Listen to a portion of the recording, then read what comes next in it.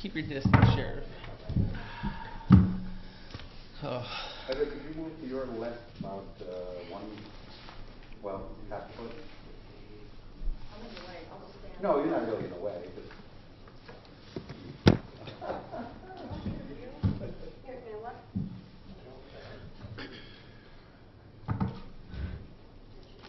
See, I don't have that issue. I'm short, so the camera doesn't matter.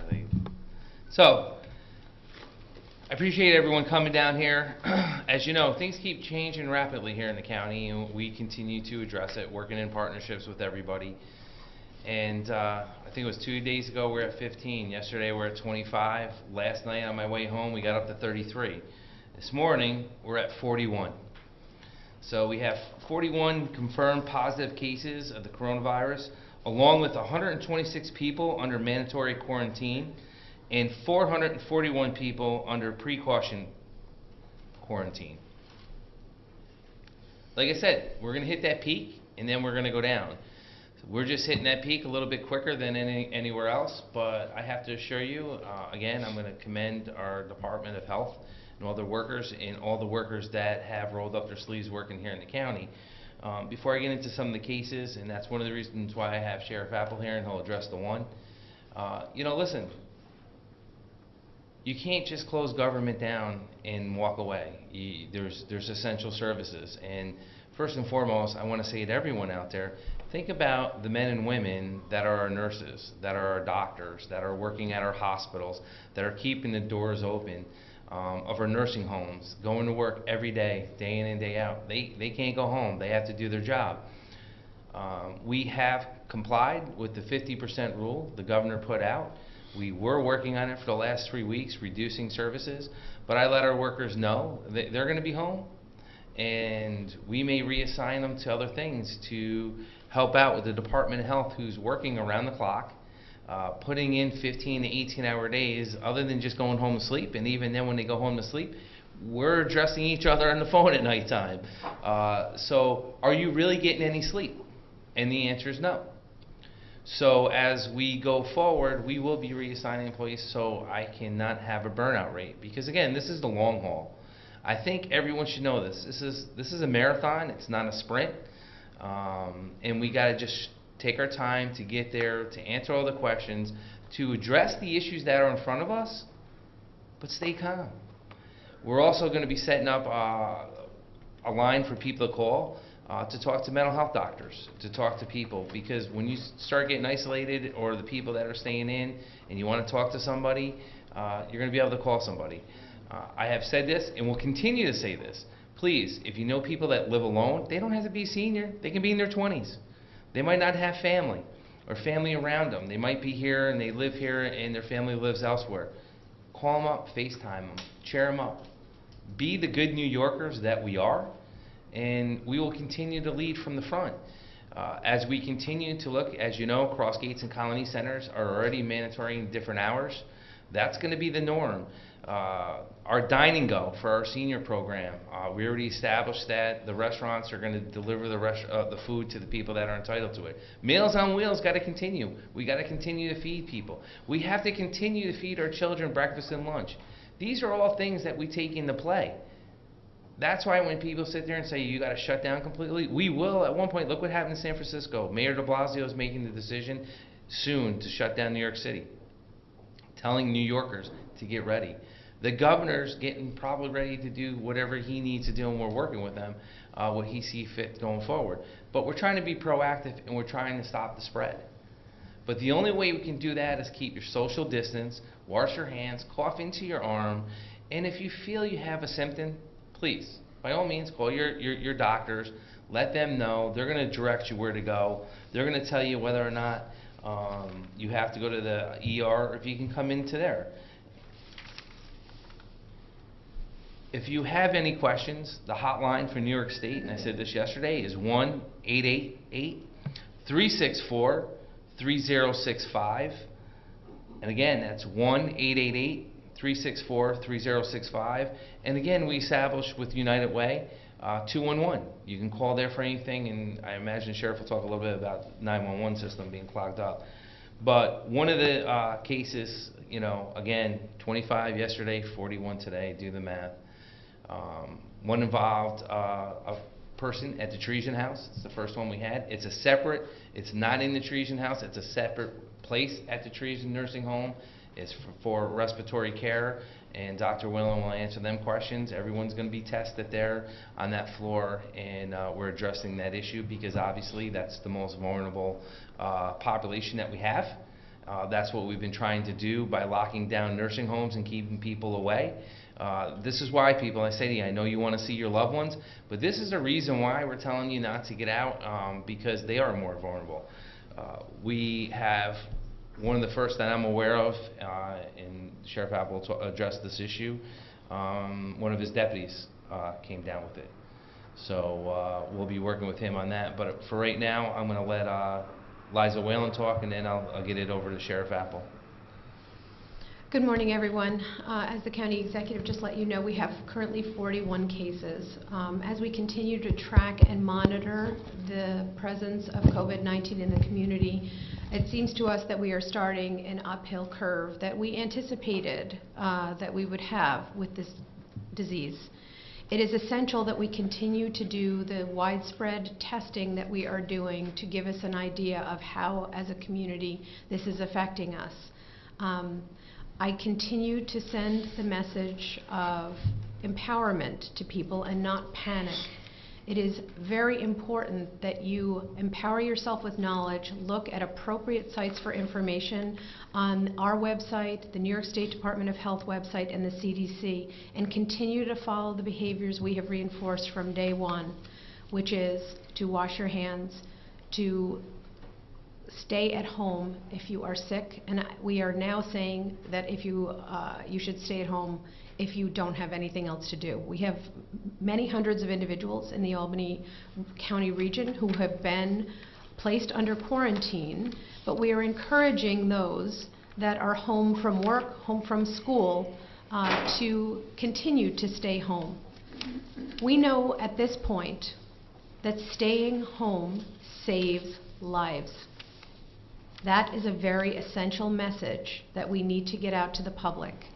Staying home saves lives. You may not be concerned because you think you are young and healthy and this cannot affect you. That is not necessarily the case. And the second thing you need to know is that even if this does affect you and you get a mild case of COVID-19, being out in the community, you are putting others at risk significantly.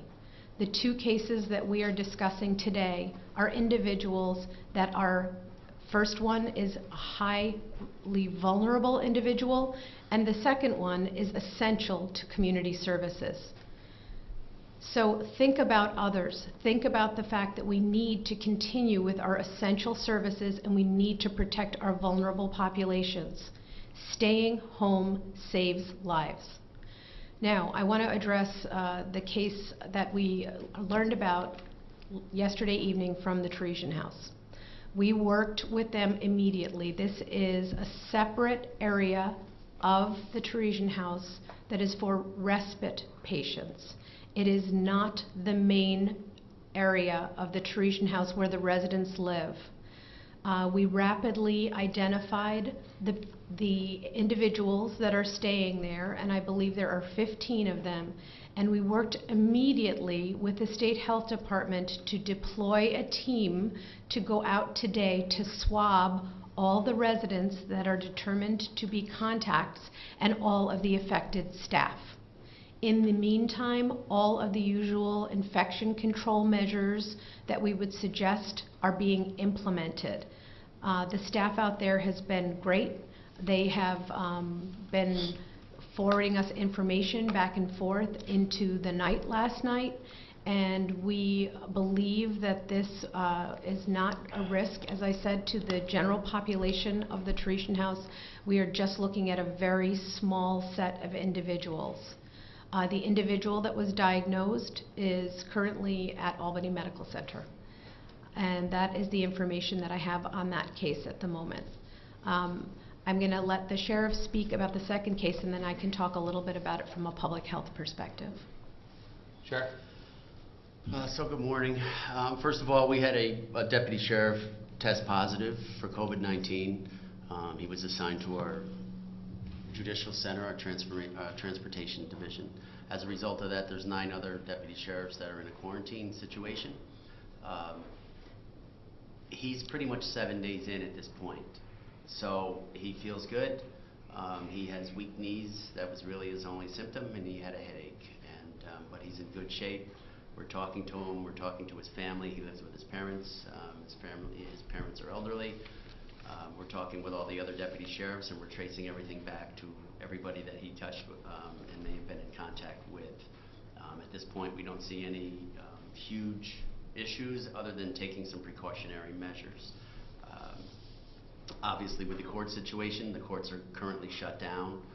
We've been dealing with Judge Breslin on that, and we'll be taking alternative measures to get everything back up and running.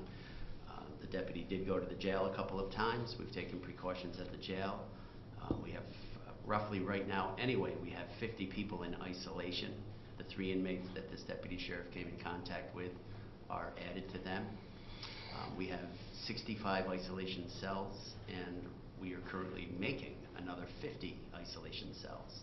So we have 2 positive pressure rooms that are currently occupied with inmates that were somewhat symptomatic, awaiting test results to come back. Listen, folks, I can tell you that we're your first responders. We kind of knew this was coming. Kind of didn't think it was going to come this fast. But we have a continuity of operations plan, what we call the COOP plan. Most people would never know if we didn't tell you. We've shifted resources. I have deputy sheriffs that are out with EMTs and paramedics today, not for security purposes, but in order to spread out our medical corps. Our dispatchers are safe and secure. We've got 911 locked down entirely. I'm not even allowed in 911. We have an alternative 911 site up and running that the minute there is a sign, we can shift people to that room or to that vehicle. It's a huge command post that's capable of running 911 anywhere in the Tri-County. We can move it anywhere and run 911 for Albany County. Then we can disinfect. We've purchased disinfecting equipment, not chemicals, but actual equipment, machines. We've been disinfecting patrol cars, ambulances. We have other agencies bringing patrol cars and their ambulances out as a service to help keep their equipment up and running as well. So I can tell you folks, fire, police, EMS, healthcare workers, the Department of Health for the county, Department of Health of the state, everyone is working double time to keep people safe, to keep people informed, and to keep people calm. We don't want to create chaos. We just want people to know, hey, keep clean, wash your hands, hot soapy water. We are distributing the governor's New York State Clean sanitizer as well to all police, fire, and EMS in the area. We have a few thousand bottles of it. We're distributing it as appropriately. We're distributing personal protective equipment. This morning we dropped another delivery off to our coroner's office. So we're fighting hard for resources. I can't thank the state enough. Dishes has been awesome, very responsive to our needs. We've been working with the county executive to the wee hours of the night and the wee hours in the morning. And we're working hard. Everybody's, listen, we expected this. It came a little sooner than we thought on the emergency service end. But we've already shifted and we're already back up and running, and there wasn't even a hiccup. So thank you. No, Sheriff, thank you as always. I know you're going to have questions. I know someone asked earlier, not via email. The student was at Albany yesterday, was an Albany elementary student in the Albany City School System, Pine Hills Elementary. The superintendent sent a letter out to all the parents, tracking them, and obviously we had to give them time. We'd love to tell you where everyone's at every given second, but we have issues that we have to deal with because, again, we don't want people to panic. Stay calm. All right, we're getting there, but Dr. Whalen said it correctly. Stay home. Don't go out. You know, if you don't have to. We're working hand in hand with the governor's office. Tougher decisions are going to be made as we go down this road, and we will address it. But again, please stay calm throughout this, and it's the best thing we can do right now. Is take a step back, take a deep breath, and evaluate the situation you're in, and we'll continue to give you information and continue to give you updates as seen needed. But the new norm, the 10 at Albany Med, you're seeing tents pop up. Sheriff Apple knows this better than anyone else. These are like military operations. You're going to see more National Guard. You're going to see more Army soldiers deployed throughout, not just Albany County, throughout the state and on TV. And again, stay calm. This is the job that we've trained for. It's the job that we've done. Sheriff said it quite elegantly, and so did Dr. Whalen at different times. We train for this quietly all the time. No one realizes it. We're prepared, and we're ready. We've been executing, and we'll continue to execute our plans going forward. But is there any questions? Just to confirm, Sheriff, you have one confirmed case in your department, and how many, and he's quarantined, and how many are self-quarantined right now? So we have 9 sworn members, 1 female matron, and 1 correction officer, and 3 inmates. But we do have 1 tested positive deputy sheriff. And the sheriff, I'd like to thank for providing information to the department very rapidly last night around potential contacts. So we're continuing to do that active investigation and interviewing all contacts today and making appropriate decisions.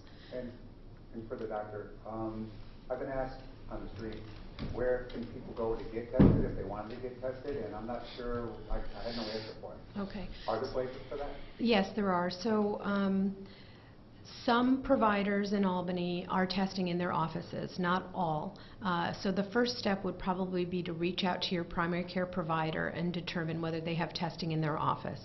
If they do not have testing in their office, we have developed a system with Albany Medical Center where providers can triage patients on the phone, so you can talk to your primary care provider.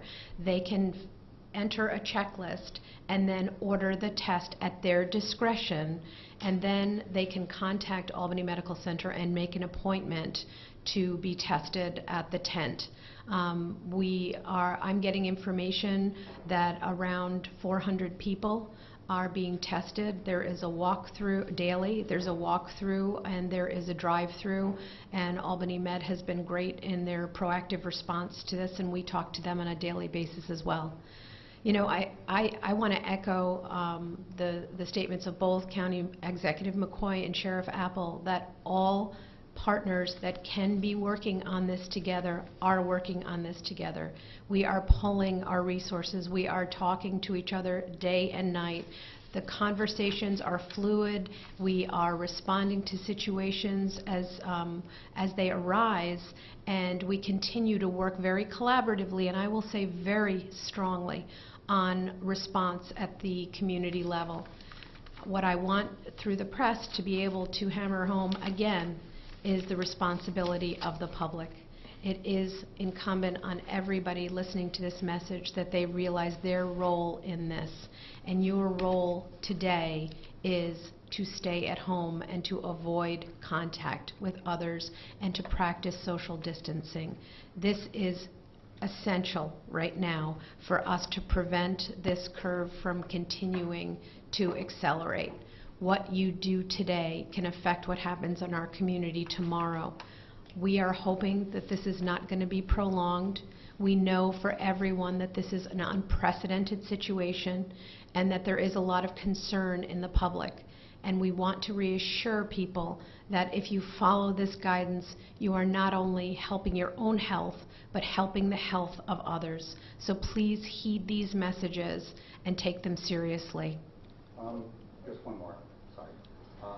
I'm hearing that some facilities are running out of test kits. Is that true? Or are there any facilities in Albany County running out? So we are working very closely with our test sites that are having any concerns around that and looking into getting additional resources. I don't think there is an immediate concern today, but we are certainly looking at mobilizing assets as they are needed, and as our curve goes up, there are needs that exist for personal protective equipment, test kits, and other supplies that we are addressing. With schools closed, what's being done about child care for essential workers, like hospital staff, law enforcement, state employees? We've been working hand in hand with the superintendents. They're addressing them issues. That's one of the things the governor put out, that he wanted to make sure that was addressed, that's what they're going to have to address this week before he makes his next decision. And that's why I said, you know, things have to be put in place before we have news conferences like this. We want to make sure that that is all addressed. One of the things we're looking at addressing, and I'm figuring out too, is that we may step up as a county and provide some daycare slots for emergency workers that have to go to work. They can't not go to work because their kids are home. So it is all being addressed, and hopefully there's going to be a plan of action in the next couple of weeks. Westchester already did this. They addressed this issue. Ogden County's addressed this issue, and we'll continue to address the issue going forward. Dr. Whalen, when people hear that the number went up from 25 yesterday to 41 today, that might be alarming to them. What does it say about the already existing presence of it in the community and the increasing of testing? As more results are coming back, is that why we're seeing the number go up so much? Right, so that's a good question. It's probably both. As we started to ramp up testing, and really this testing became widely available last week, we anticipated that as we did the tests, we would find more positives. So that's our first answer. But the second answer is, as we start to interview the patients that have been identified as positive, we start to look at their contacts. As you know, early on we were concerned about people that had foreign travel history to high-risk countries. As we start to interview people, we are finding that not a high percentage of them seem to have acquired this in foreign countries. So this leads us to believe that there is community spread. The extent of that is not yet clearly defined, and we're hoping as the testing continues we can get a better handle on that, and state and county epidemiologists are working very closely on looking at those trends. So I do think it's safe to say that we have seen evidence of community transmission to the extent that the recommendations that we're giving people around quarantine, around social distancing, around isolation to their own homes to the extent possible is warranted. So I think the public should be aware of that, and I do think that as the testing continues to be available, we are going to see cases go up. This is happening nationally. I believe the national numbers yesterday, they said there was a doubling within 2 days.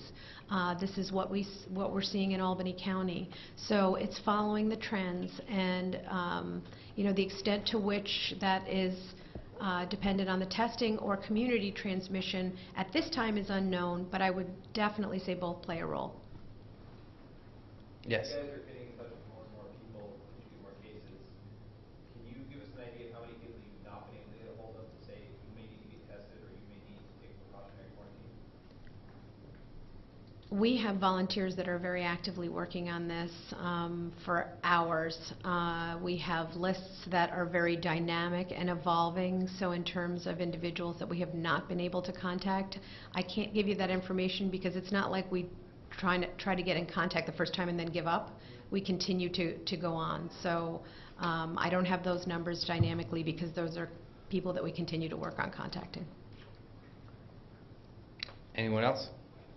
Other counties been calling for volunteers with medical experience to come forward and help out, fielding calls from outreach. Has there been any kind of response there? We do. We have people stepping up that are volunteering. The phone conversation I had with elected officials throughout the county yesterday, and with the superintendents, I called on the superintendents to free up their RNs, that if they don't work at hospitals and they're not going to any medical facility, can they help out with the Department of H. So we are reaching out, and again, I'm glad you brought this up because I kind of forgot about it with everything going on up here. But our medical reserves, you can come volunteer at www.albanycounty.com/health and register. And even if you're a former EMT, paramedic, whatever, you've got some medical background, Liza Whalen will find some work for you to do to help out with some stuff going on. So thank you for that. Dr. Whalen, long before we had a positive case in Albany County, we talked about surgical masks and how they're really only for people who feel like they're sick, feel like they might have something that they don't want to pass on to someone else. However, now that we know that people can be silent carriers of the virus, would you recommend that when people have to leave their house, say to go pick up a prescription, they wear a surgical mask if they have it? No, at this point I still would not recommend individuals wear surgical masks that are not symptomatic. For a multitude of reasons. Surgical masks are not found to be particularly helpful for members of the public to protect themselves. They are good for containing a source of infection. So if an individual has a cough, if they are going in to be assessed in a local care facility or a hospital, they should let the facility know in advance, I have a cough, and they'll be masked before they go in to protect the healthcare workers that they encounter. As you know, we are really looking at trying to allocate resources where resources are most needed.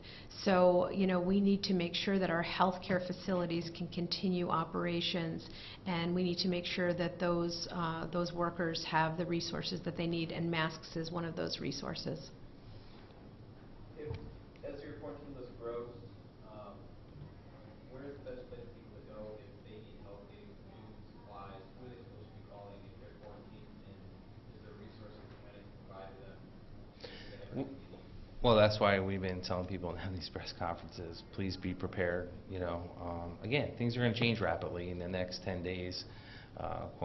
Governor said within the next 24 days we could see this peak out, which I'm hoping that, you know, what we're seeing, we're peaking a little bit earlier than anyone else, and it's going to start to go down the other side. Be prepared.